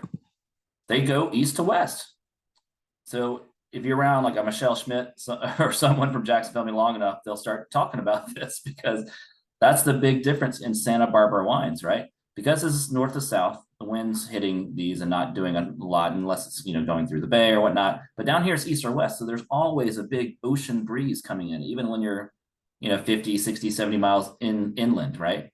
And so you get a nice sunny region that's really getting cooled off by the wind. So Pinot Noir, right? Chardonnay. A lot of that growing down here in Santa Barbara. Oops. We also got Washington State. I only have one slide. I only have one slide for Washington. What a shame. But the big things to know here, you've got this big region called Puget Sound over here. It's really rainy. It's not important. I hate to say it. It's not a really important wine region. It's important. It's a great region to go visit, but super wet here, right? Rainy Seattle. Then it hits the Cascades, right? This mountain range. And what's caused is a rain shadow effect, right? All that rain hits the mountains, doesn't make it over here. Over here, it's a desert. It's crazy the difference between here and here. You go over the mountains and then this is a desert.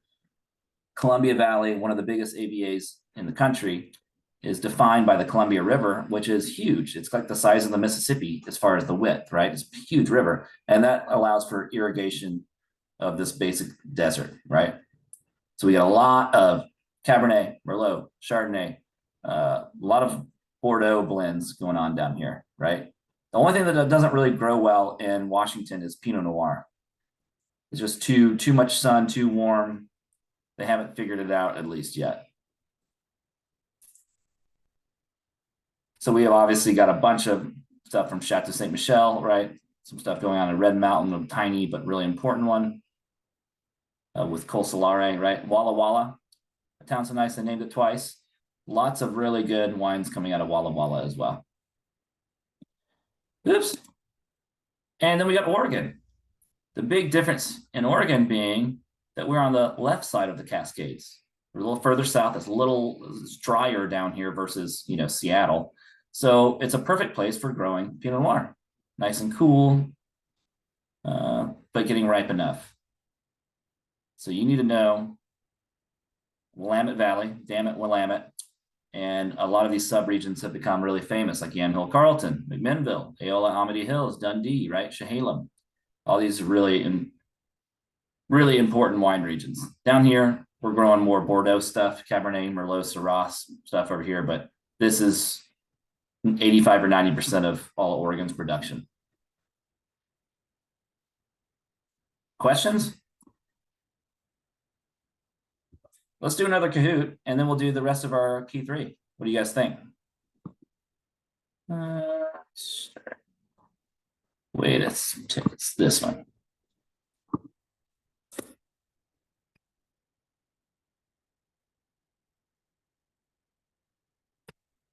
All right.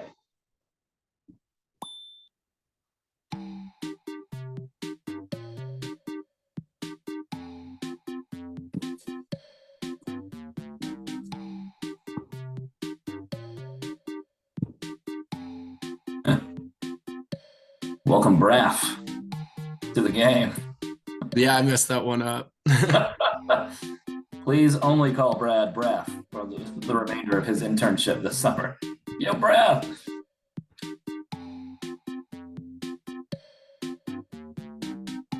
All right. 17, that's pretty good. Let's hit it. We just have another 6.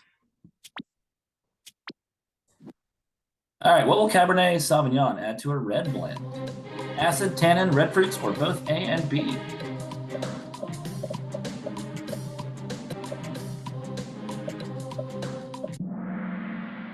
Nice, yeah, both A and B. You could also add red fruits too. That one's kind of weirdly worded, but I know there's no A and B, it's just shapes. It's what?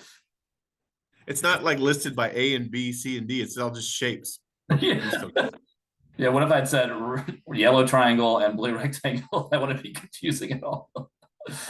That's a good point. Question 2. I'm tubing the Gironde heading to sea. What grapes am I possibly passing on the right bank? So I'm on the Bordeaux River. What am I passing on the right?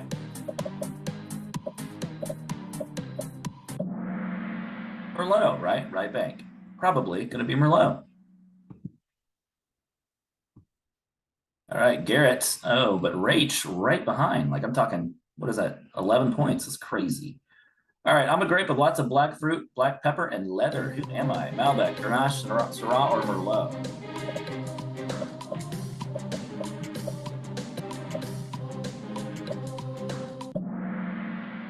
All right, Syrah.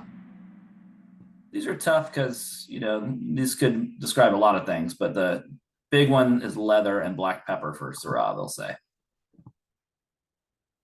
All right. Gare Bear still in first place. Question 4. What is Zinfandel known as in Italy? Is it Primitivo, Sangiovese, Nebbiolo, or my Night Night juice?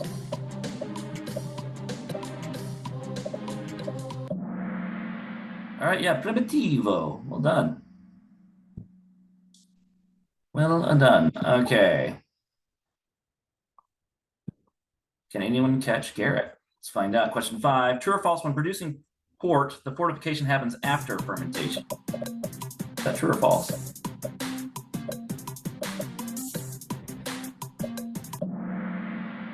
All right, that's false, right? It happens during. So you can leave, you stop the fermentation and leaves a little residue, as we call it. Garrett's still crushing it. This California region is unique in that the winds go through vineyards east to west. Napa, Sonoma, Paso, or Santa Barbara?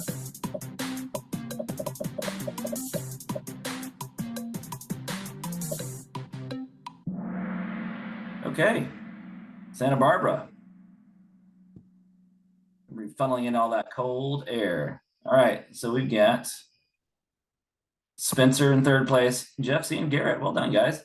I forgot to take a thing earlier. So everyone smile for the camera. Including you, Braff. All I got is the top of your head right now. Hold on, let's see. New.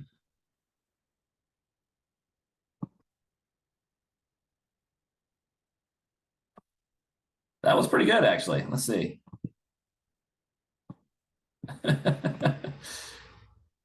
Look at Jeff and Rachel. Just having a laugh. All right, let me save that, and then we're good to go.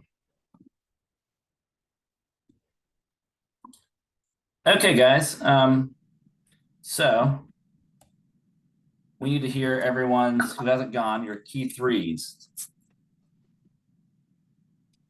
So let me just kind of go down the list if it's cool with you guys. Spencer. Yes, sir. Could I ask you to lead the charge for key 3? Absolutely. What you got? So I picked the shortbread, the buttery Chardonnay, for my wine. And it is aged using a combination of 40% French oak and 60% American oak, which is where it gets its vanilla flavors from. And apparently there's been a movement to change to non-oak aged Chardonnay, which is supposedly eliminates the spicy and toasty flavors. So because the oak aged has become such a common thing, people are saying that that is too much the norm now, and they're deciding to go a different direction. Yeah, that's definitely a trend. There's the 90s California style that you still find in the market a bunch, which is really buttery, really over the top, buttery, mallow, full, Lee's aging, butter bombs, you would maybe say. And the market's pulled away from that a little bit. They were looking for some kind of leaner styles in general. And so the wine achieves 100% malolactic fermentation, which obviously gives its really smooth and buttery flavor, and which this says it's a good pairing with grilled meats like turkey, chicken, and they even put lobster in there. Obviously not grilled lobster, boiled lobster. Yeah. But that was a nice food pairing. And shortbread is produced by the same company that makes Portlandia and Broadside. The wine, the 2020 vintage, got an 86. Now, I didn't pull from the other wine ratings that everybody did. I got it from like tastings.com. Not sure how valid that is. But the 2019 vintage got an 88. Nice. And that one's, how much about does that one cost ish? $17. So it's great value, right? Yeah, which I mean, depends on where you buy it. Publix 20. Yeah. I've seen it for a little bit cheaper though. So Nice. Thank you, Spencer. One thing we can kind of say is when you're pairing, someone told me this once, if you would add butter to a dish, that's when you go to something with mallow or like a Chardonnay, right? A buttery. So like lobster is often paired with Chardonnay because you would add butter, right? Yeah. Or a butter sauce, right? Whereas if you're looking to if you would add lime to a dish, maybe you do something that's really high acid, light bodied, no mallow type of wine, right? Great stuff. Thank you, Spencer. Is Cody with us today? Yes. Cody, can you give us a key three on Terras Gauda's Au Rosal? Yeah, so it's a really heavily fruited wine. It has a lot of tangerine, light yellow with green tints. Basically what I found is it's from Spain also. I didn't really have too much information when it comes to wine from Spain. I didn't even know that really was a huge thing, except maybe a couple bottles that we sell. But basically what I saw is the white grape variety in Spain. These aromatic Flinty wines from Galicia are now becoming more widely known as perfect complements for seafood, which kind of paired with what my tasting was. Yeah, that's perfect. You got the Red Tiger enchilada, right? Correct. Nice. Yeah, that winery is really cool too. They have this other grape they use called Caño Blanco, and they have something like 95% of the world's of Caño Blanco left in the world in their vineyard. It's one of these little grapes that they're trying to save because no one's really making them, and one other winery are growing it. But it makes for a really cool and kind of leesy wine. Yeah, it's a 91 points on Wine Spectator as well. And for nice. For a $20 bottle of wine, that's a pretty good hit right there. Yeah, absolutely. If you haven't tried that one, pull a bottle and try it. It's really good. Okay. Gotcha. Thank you, Cody. Let's see here. Will.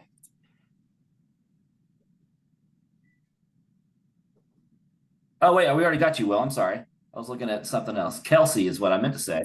Kelsey, are you with us? I am. So I had the Devil's Corner Pinot Noir. It is a Pinot Noir from Tasmania, just an island off of Australia.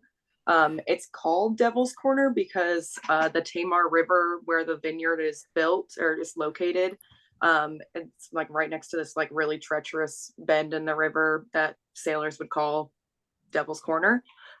Because of this location, it gives the grapes a really fleshy kind of like taste to them. They have a lot of tannins and a really bright acidity. The vineyard is also a certified sustainable vineyard by the Sustainable Wine Growers of Australia. They have sustainable practices, including like moisture sensors for irrigation. They also have 5,000 plus sheep on the vineyard that help with weed suppression and soil growth. Perfect. I think that's one of the coolest facts. I mean, there are not many Tasmanian wines in the market. So that already you're kind of leading with something different and cool. Thank you very much, Kelsey. Chuck, what you got for us? So I did the Diatom Chardonnay. And it is 50% Bar M Vineyard and 50% Mission Hill. So Santa Barbara and Los Alamos. I got 98 points on Robert Parker, and I thought the name was pretty cool because it's named after diatomaceous earth, which is the fossilized plankton in Santa Barbara. Very cool. Yeah, the whole vineyard looks like chalky, but they're little diatoms. You can kind of see them. It's pretty crazy. That's a really cool wine. Thank you, Chuck. Okay, Carrie. Are you with us? But I saw her earlier. What about Riley? Yeah, I'm here. Tell us about Lauren's. Yeah. So it comes from the Kemptl region in Austria. They have like a really like granity soil. It's got nice warm days and colder nights, so it's got a good acidity to it, and notes of apple, peach, citrus, and white pepper. So it goes really well with like very rich things, grilled seafood and stuff like that. So I'm imagining like a good swordfish steak, maybe some like capers in the sauce and everything, and then that nice like bright wine cuts right through it. Yeah. Oh yeah. So acid and kind of fat, right? Acid Yeah, cuts through like yeah. like a fattier fish. Exactly. But that wine's really good with a lot of things. It's really versatile. Yeah. Nice. I think it would go great with your ramen. Thank you, Riley. What about, is Morgan with us? Morgan, can you hear us?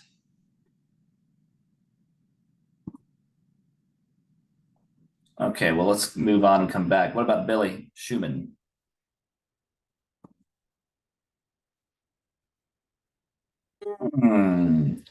What about Jimmy? Seen him jump on and off. We're no Jimmy.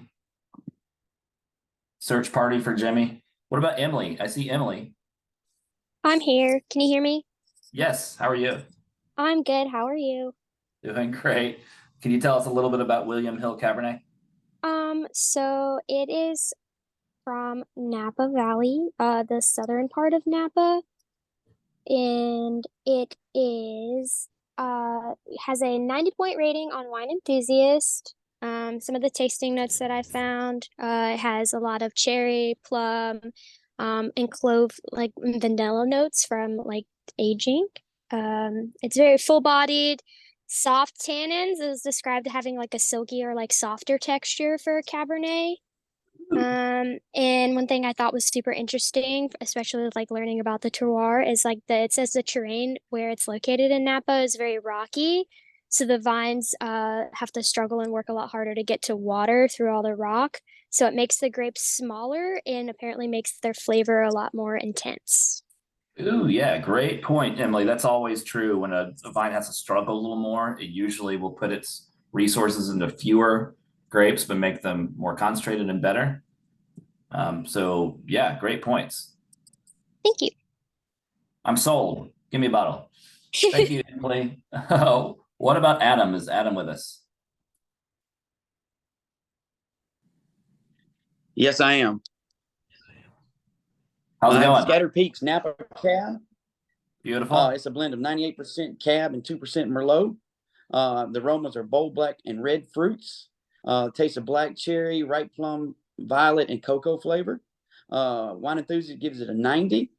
The tannins are soft and velvety and ending with a lingering finish. And to me, it goes very well with steak or lamb chops. Ooh, or both. Turf and turf. I love it. That's great, Adam. Thank you very much.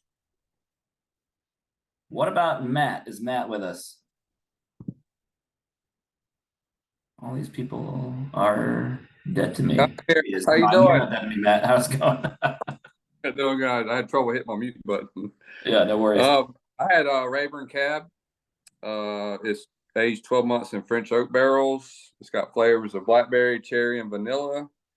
And the grapes come from Sonoma Russian River Valley. 81% Cab, 9.5% Petit Verdot. Maybe I'm saying that wrong. No, that's and it. That's it. 9.5% Syrah. Rayburn, a little cool thing I read was Rayburn is an Old English term, which means river where one goes to drink. Nice. I drink at that river. That's great. And it pairs well with red meats, which would go great with my steak. I recommend it. Yeah, absolutely. You got a blackened ribeye. Woo. Yes, Nice. sir. All right. Thank you, Matt. So, Brad Lee, where'd you go? Okay. Here I am. Oh, that one. Oh, actually, yeah. Good. Which Brad Lee do we? Actually, let's go Braff first, and then we'll go Brad Lee. All right. That's how we tell you all apart. So I did Cambria Cabernet Sauvignon, and it's from the Santa Maria Valley, and in that valley they allow the grapes to hang a lot longer than normal. So that really elevates the flavors of the wine. And one thing I really thought was cool was the Cambria Estate Winery is very sustainable. So they do very good sustainable practices when cultivating their wine. And then the final one is their bottles normally have a lot of eye-catching art on it, so they look great in a cellar and like as a gift to people when you give it to them. Yeah, so a nice, like, classic looking Right. label, right, and bottle. Perfect. All right, thank you, Brad. Brad Lee Mindell. All right, so I did Stag's Leap Merlot. They got 93 points. I'm not really sure from where, but it was on their website. I like it. So it's a darker wine. It's 94% Merlot, 5% Petite Syrah, and 1% Malbec. They have a 2 to 3 week maceration period. It's higher alcohol at 14.1%. In 2019 had a tougher growing season, which had a smaller yield because of all the rain that they had during the growing season. Yeah. Yeah, rain is not necessarily good with wine growing, right? We want them to struggle. We don't want them, it can over concentrate the grapes and kind of water them down if it rains, especially close to harvest, right? So you might not pick everything if some of them are too watered down. But yeah, thank you, Bradley. That's in 19 months in a French oak, 32% of that's new barrel. The rest of it's older barrel. Nice. And Petite Syrah, what that adds to a blend is a lot of concentrated fruit flavor too. So just adding a little 9% can really make a difference in a wine like that, right? Very cool. I think, is that everyone that is on the call?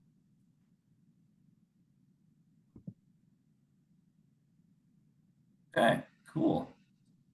Well, that's class. You guys have any thoughts, questions, comments, concerns, anything? I have one question. I think Sure. you said something about it last week, or it might have been in the slideshow today, but I had to pause for a little bit and take an order with someone. I apologize. But at what point when you're blending these wines where they're saying it's like 1% this, 2% that, like 30% cab, at what point, or like how, if it's be labeled as a Cabernet, how much of it has to be Cabernet before you have to like call it a red blend or something else? Yeah, that's a great question. And we should probably cover this. I don't think we have it in the slides. So basically in the US, if you're going to label it a grape, it's got to be 75% of that grape. Of the wine has to be that grape. So for instance, if it's labeled Cabernet Sauvignon, then you could technically have 75% Cabernet in there and then 25% Chardonnay if you want it. The rest doesn't matter if it's white or red. It could do anything. It just has to be 75%. So often when you see Cabernets, they're, sometimes only 80% Cab or 85 or 75, and the rest is complementary grapes like Merlot or something to soften it, or Petite Syrah, right? Something to add a little bit to the blend. That's a great question. And now if it says an AVA, if it says Napa Valley on it, then it has to be 85% from Napa. There's all these little percentage rules, right?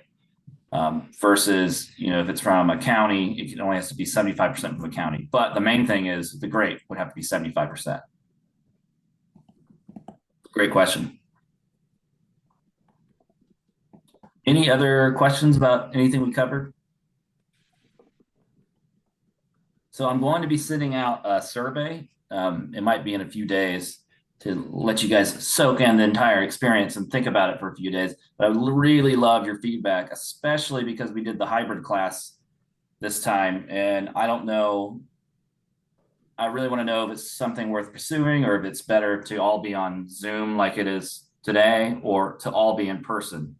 So if you could think about it, because you guys have seen it, Smyrna Creek, now you've seen it both ways. You've seen it in person and then on Zoom.